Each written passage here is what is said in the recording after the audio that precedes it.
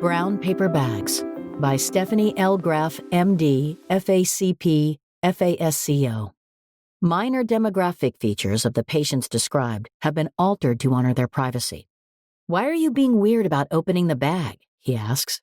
The gift that William brought me is still sitting on the edge of the clinic examination room counter, the proverbial elephant in the room. He presented it to me the moment I entered the examination room, excited as a child giving their first Christmas gift. I have demurred, stating I will open it later.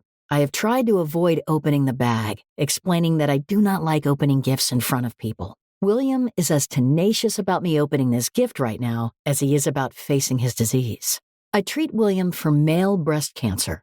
I have always called him William because it is what the electronic medical record says as his preferred name. It is his first name, and when I verified on our first meeting what he preferred to be called, he said, "William is fine. But just like the Sheryl Crow song says, I'm sure it's Bill or Billy or Mac or Buddy." William is electric. He lights up the examination room, engages my staff while playfully ribbing them, and has a laugh that reverberates down the hallway. He comes to each visit with a colorful story about the events that have transpired since our last appointment, vividly painting images of his children and grandchildren and his life outside the clinic walls. He swells with pride discussing his grown children like a new mother showing off photos of her baby. "Ryan just finished the most beautiful presentation deck for work. You should see it. Those slides. I bet he would show it to you." Ryan works in banking or finance or insurance. I cannot remember, but I confess I never took William up on the offer to see the slide deck. Abruptly, William stands up, moving faster than an elderly patient with metastatic cancer should be able to move. In a single swift movement, he grabs the brown paper bag from where I abandoned it on the counter and drops it in my lap. "Open it." I sigh deeply, carefully unroll the top, and peek in.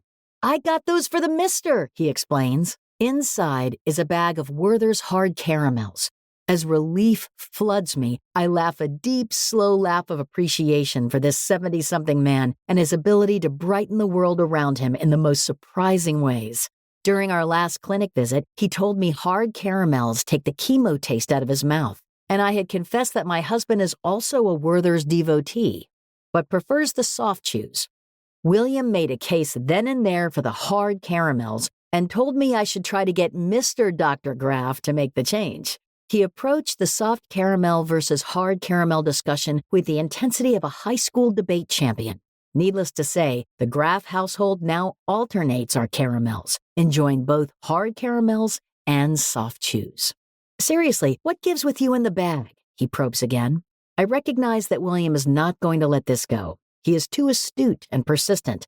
So I decided to tell him the whole truth about gifts from patients and brown paper bags. The first year as an oncology fellow, after months on inpatient consults, I finally started outpatient clinics just as the holiday season began. The patients, many of whom had deep and long relationships with the attending oncologists, the same relationships I was eager to build, the relationships that drove me to oncology as a profession, brought in gift after gift. Homemade cookies, handmade quilts, and jars of homemade jam. It was rarely something elaborate, as the patient knew the faculty could not accept anything too over the top, but it often showed the same tender thoughtfulness that you show a dear friend or favorite relative. Their favorite coffee, a t-shirt of a favorite band, or something jovial like a rival sports team or college's coffee mug. It was during this time of the busy holidays, maybe the second week of December, in my own fellow's clinic, that one of my patients with solid tumor arrived with a small brown paper bag. He, of course, had synchronous primary malignancies that in no way aligned for a simple plan of care and was experiencing dreadful side effects, which seemed to be the way of fellow's clinic. I had been seeing him quite often, pouring every ounce of my nascent skills into trying to help him through his treatment. He handed me the bag, and in my enthusiasm and naivete and holiday spirit, I bubbled with excitement, thinking, "Oh, he brought me a little gift." But my own thoughts were pouring over him, saying, "I brought this in for you because..." And as he was saying the rest, I tore open the bag, all the while with my eyes on him as he spoke, and plunged my hand into the bag, grabbing the, what exactly, cloth something, to hear him say, "Because I wanted you to see how bad this diarrhea is. Pure liquid, bloody, constant. I can't even make it to the bathroom, he was saying. Yes, I was holding, in my bare hand, his soiled, blood-stained underwear. Merry Christmas. I have not excitedly torn open a mystery gift or plunged my hand into a bag since. This is not a lesson that took me more than one time to learn. In retrospect, perhaps my patient did give me a tremendous gift that day. I was given a true understanding of his side effects, of what it means to have grade 3 diarrhea, hemorrhoidal bleeding, and fecal incontinence. If there was any chance I did not believe my patients before that day, I have always believed patients since. No need to bring me evidence in a little brown bag. Thanks, I'm good.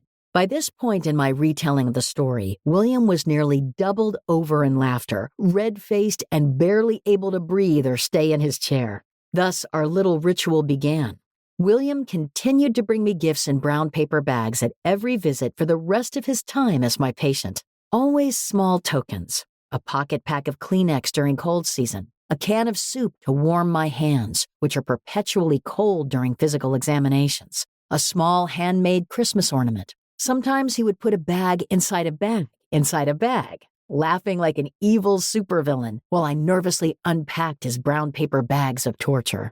William elected to go to hospice care appropriately, living a few months with a good quality of life with home hospice. A few weeks after his passing, his son arrived at the registration desk and asked to speak with me. When I went to the front of the clinic to invite him back, to hug him and tell him how much his father mattered to all of us at the cancer center, he handed me a brown paper bag. He insisted, was all William's son said. I opened it, genuinely concerned what I might find this time, nervously peeking into the bag. It was a copy of William's obituary, thanking the cancer center for all the care we had shown him and for inviting him to be part of our lives as much as we were a part of his. This is the greatest gift, the gift of impact, of knowing my care mattered, of knowing we were truly on the same care team. I carry my patients and their families with me through life, recalling their anecdotes, wisdoms, and warnings at just the right moments. I save their precious words in a box of cards I keep at my desk. I also have a collection of hilarious, insightful, peculiar, and profound assortment of little gifts that made a patient think of me. A curio of curiosities, a microcosm of my career. I think this is why patients give these small tokens in the first place, to make tangible the gratitude, the emotion, and the bond that is exchanged between the patient and the oncologist. In giving, we are connected. Gifts speak for us when the weight of emotion and the vulnerability of truth are too much. A gift says, "You matter in my life," as much as a gift says, "I want you to feel how life-altering the diarrhea I've been experiencing at home has been." I have received both these gifts. They have changed me. So I do not know. I am thinking maybe it is time I go back to plunging my hand straight in, because in the end, somewhere down there at the bottom, that is where all the good stuff is hidden.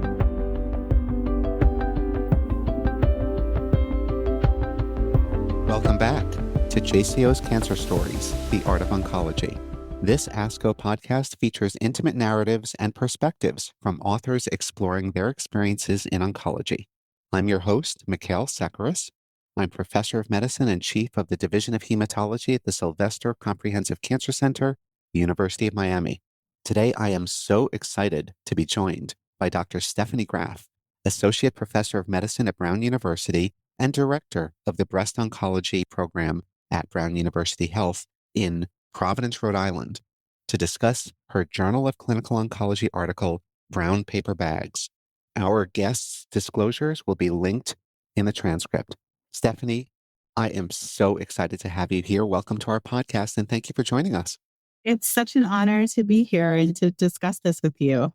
Stephanie, I have to say, I feel like I know you so well because I've read your writing over years, and there is an intimacy to how you write and an honesty to it where I really feel as if we're sitting together over a table, drinking an, international house of coffee, mocha blend, talking about our recent trip to Paris.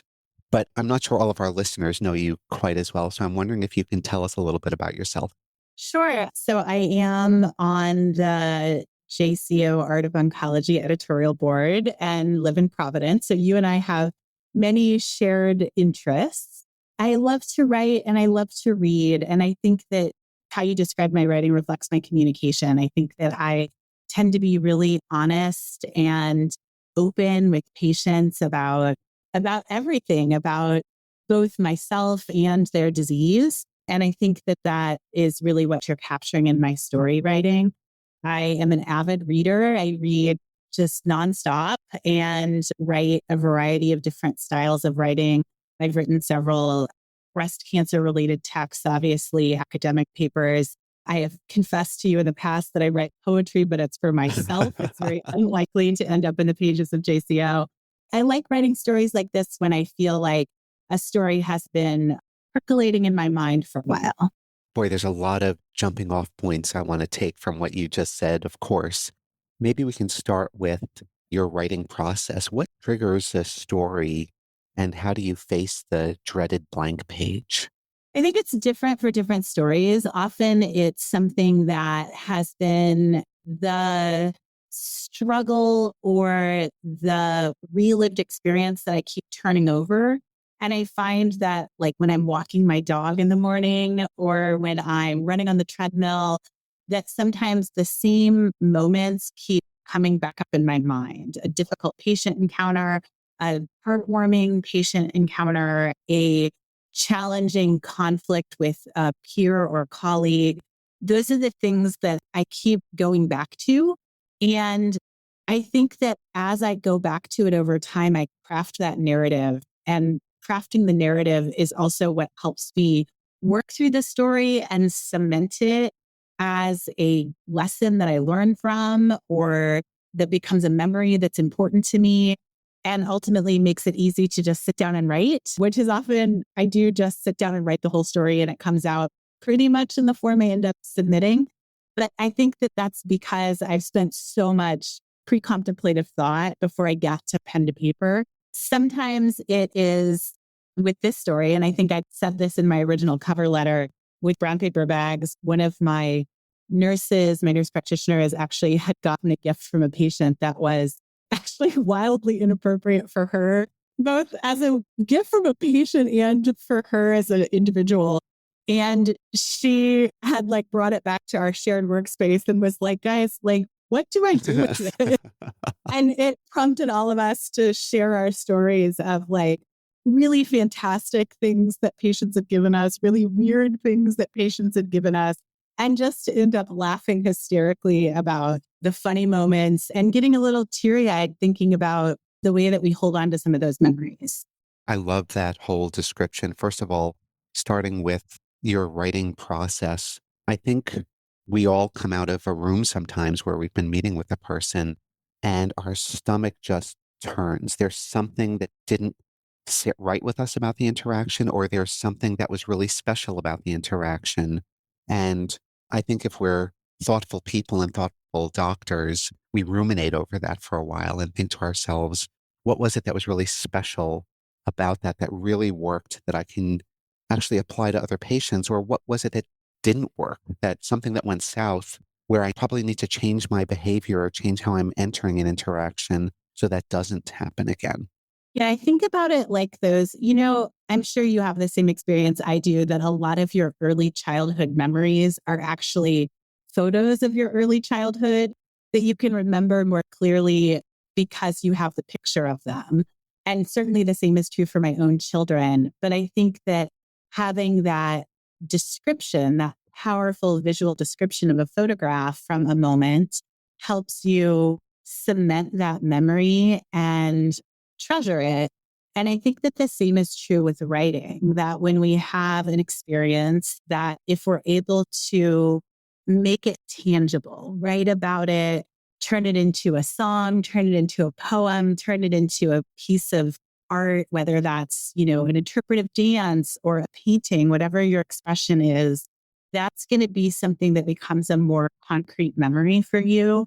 And so regardless of whether it's a good memory or a bad memory, I think sometimes that is how we learn and grow. I think that's spot on. I believe there are some theories of memory also that talk about accessing the memory over and over again so that you don't lose it and you don't lose the connections to it. And those connections can be other memories, or they can be anything that occurred with our five senses when the event actually occurred. Yeah. So one of my favorite books is Audrey Niffenegger's book called Time Traveler's Wife. Have you read that? It's the gentleman has a genetic condition in the fictional book that makes him travel in time, and he leaves his body, his clothing on the floor, and travels back, and he's drawn to moments that are important to him. So he's drawn back constantly to the moment he met his wife. He's drawn back constantly to the moment his parents died. And I think that that's true, right? Our memory takes us back to those really visceral, important moments over and over again. So you mentioned before, one of the jumping off points I wanted to explore a little bit more was when someone gets an unusual gift and brings it back to the workroom. And there's that moment when everyone looks at it and the person says exactly what you said. What do I do with this? Right. And it's interesting that it's even a question, because sometimes there's a really weird gift and there are certain people who would just immediately put it in the trash. But as oncologists, we don't, do we? No. That's not an option. But we want to know what it is we can do with it. So I don't know if you can remember any particularly unusual gifts you received or your colleagues received during that conversation. And then what do you do with them? Yeah, I think that sometimes they are, honestly, the truth is that I have them, right? They're all over my life, these little trinkets and doodads, even to the point that sometimes I give gifts that are inspired by my patients too. 2 Christmases ago, I gave all of my colleagues as their Christmas gift these blown glass octopuses, because one of my patients was obsessed with octopi, and it had led to several conversations. And they have obviously 8 arms. We all know that, but they have numerous hearts. They have this very complex empathetic brain. They are thinking and feeling. Very cool animals if you really start to learn and read about them. And I really started to think both about how much we had all kind of rallied around this one patient and her unique love of octopi, but also how much that animal represents what it means to practice team-based care, to have this larger than life heart, to feel like you're more than one brain, you have 8 arms because you work with these really great people. So I wrote that much more eloquently than I'm doing right now in a card for my team, and gave them these glass octopuses for Christmas. And so, I think that our patients, it's not always even a physical gift. Sometimes it's just sharing their stories that ends up staying with us. And that must not have been that long after the documentary was released about the man who had this special relationship with an octopus as well. So do you save the gifts given to you by patients? Why or why not? So obviously we get a lot of things like food, and we just eat that. Right? I'm sure your clinic is a collection of boxes of chocolates. And so in Rhode Island, there's a lot of Portuguese patients. And so we get a lot of Portuguese bread and things like that too, which is delicious. So we have all sorts of food all the time, and that just gets eaten. I do save patients, and I realize we're not on camera for our viewing audience, but I have bizarrely, so one patient gave me this red devil, which is amazing because adriamycin, which is obviously a really common breast cancer drug, is called the red devil. And this is kind of a famous folk art carving by Alexander Girard. I think the actual real one is in Philadelphia at their art museum. But she was like, you gave me the red devil, so I'm going to give you the red devil. And I think that's hilarious. I'll save that forever. But I have so many other patients that have given me little angels because I meant a lot to them or helped them through this difficult moment. And I have all of those things, right? And so I have this kind of funny little shelf of angels and devils in my office, which is, I think, amusing. And then obviously I wrote about the brown paper bags. That patient filled it with little things like butterscotches and a can of soup and a instant hot cocoa mix. It was stuff that you can realistically use. It kind of comes and goes. It's not necessarily something that you have forever. I had all 3 of my children during my time, 1 in fellowship and 2 as a practicing oncologist. and I was practicing in the Midwest then, I have a wealth of absolutely gorgeous quilts, baby quilts that were made by my patients for my kids. And I have saved every single one of those. I can tell you which patient made it for which child, because those are just such heirlooms to me. Yeah, lots of really great things. I'm curious about you. You have to have these treasures too in your life. Oh, absolutely. Isn't it remarkable that people, in the face of life-threatening illnesses, and I probably have a patient population specializing in acute leukemia and myelodysplastic syndromes, where their illness is often more acute than your typical patient in your patient population even. But even during those times, I am always so moved how people take the time to ask about us and want to know about our lives as physicians and take the time to give a gift. And sure, I have my own shelf of curios. I think that's how you refer to it in your essay, from patients, and it's very meaningful. There was one patient I treated who was a baseball fan. We were both living in Cleveland at the time. I'm a Yankees fan. Both of my parents are from the Bronx, so they raised me the right way, of course, even though I was raised in Providence, Rhode Island. And she was a Red Sox fan. And every time she came to visit me, she would wear red socks. And it became this ongoing joke. She would wear her Red Sox, and I would remember to wear my Yankee socks. So when we reached the 5-year mark, she was cured of her leukemia. She gave me a framed box of red socks to hang up. So yeah, we have these stories and they're immediately evocative of the person we took care of and built a relationship, hopefully a long-term relationship with. Gift giving in oncology can be nuanced at times. Why do you think patients give gifts, and why are they meaningful to us as caregivers?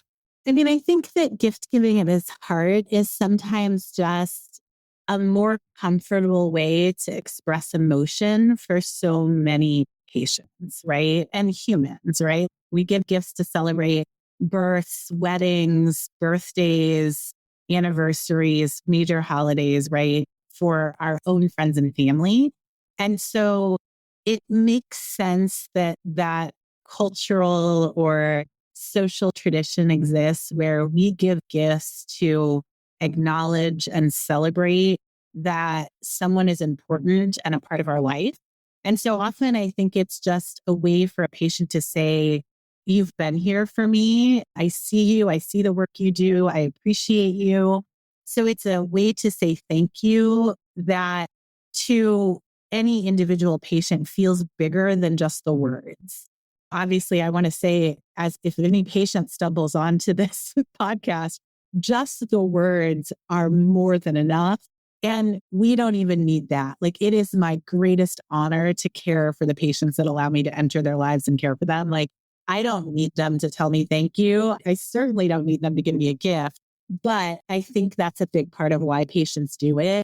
But I think another part of it is that in many ways, you know, we've all seen that when somebody is diagnosed with cancer, that they have this real reckoning with their family and friends, where people that they thought were very good friends don't know how to show up for them. And so sometimes they see these shifting dynamics in their friend groups, especially maybe for our younger patients or mid-aged patients that just their friends are so busy.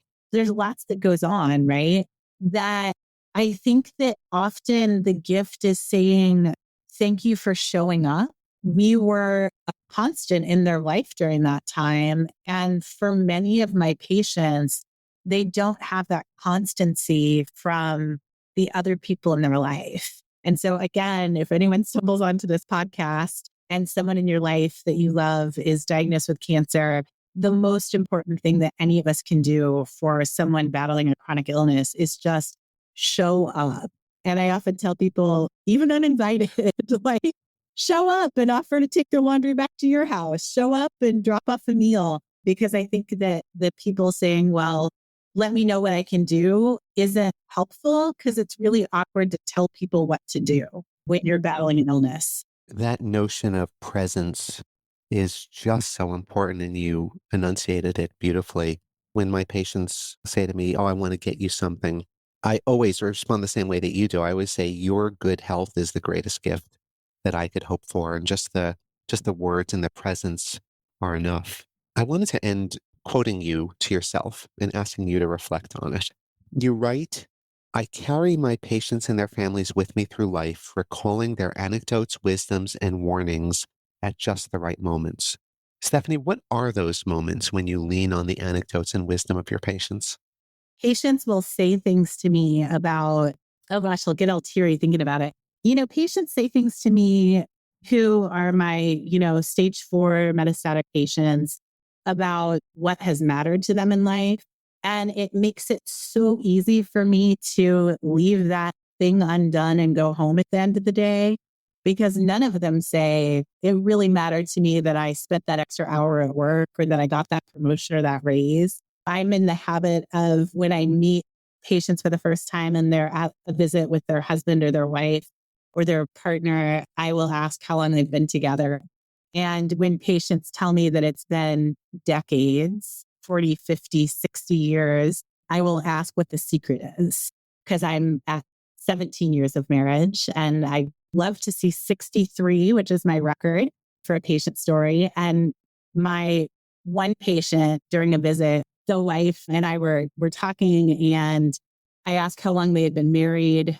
We had already had a pretty long visit at that point when it came up. And the whole visit, the husband had just sat in the corner, very quiet, hadn't said a word. For all I know, he could have been nonverbal. And she said, oh, we've been married 60 years. And I said, oh my gosh, what's the secret? And before she could even open her mouth, he goes, separate bathrooms. I think about it all the time. Like anytime I'm like annoyed with my husband getting ready in the morning, I'm like, yeah, separate bathrooms. It's the key to everything. Bringing those little moments, those little things that patients say to you that just pop back up into your mind are so wonderful. Like those rich little anecdotes that patients share with you are really things that stay with you long term. So it doesn't surprise me, Stephanie, that you and I have settled on the same line of questioning with our patients. I wrote an Art of Oncology piece a few years ago called exactly that, what I learned about love from my patients, asking the exact same question. It was a fascinating exploration of long-term marriage, from people who say, oh, you have to have a sense of humor, which you always hear, to some things that were just brutally honest, where somebody said, well, I couldn't find anybody better, so I just settled, right? Because they're in the oncologist's office, and sometimes people will speak very dark truths in our clinics. But my favorites were always the people where I would ask them, and the husband and wife would turn to each other and just hold hands and say, I don't know, I just love her. And I always thought to myself, that's the marriage for me. My husband and I trained together. He was a fellow when I was a resident. So we had one rotation together in our entire careers, and it was in cardiology. Like he was like the fellow on cardiovascular ICU, and I was the resident on cardiology. And the attending had been prodding this woman who had heart disease about how she needed to be more physically active, and said something to the extent to the patient about how he could tell that she was more of a couch potato, that she really needed to get more active. Mind you, this was a long time ago.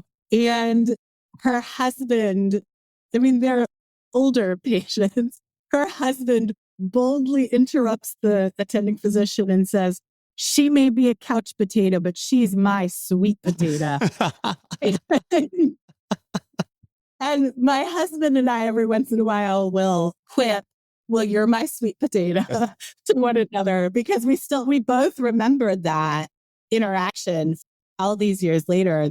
Like, that's love. I don't know what else is love if it's not fighting for your wife's honor by proclaiming her your sweet potato. Well, I can't say just how much of a treat it's been to have you here, Stephanie. This has been Stephanie Graff, Associate Professor of Medicine at Brown University and Director of the Breast Oncology Program at Brown University Health in Providence, Rhode Island, discussing her Journal of Clinical Oncology article, Brown Paper Bags. If you've enjoyed this episode, consider sharing it with a friend or colleague, or leave us a review. Your feedback and support helps us continue to have these important conversations. If you're looking for more episodes and context, follow our show on Apple, Spotify, or wherever you listen and explore more from ASCO at asco.org/podcasts. Until next time, this has been Mikkael Sekeres. Thank you for joining us.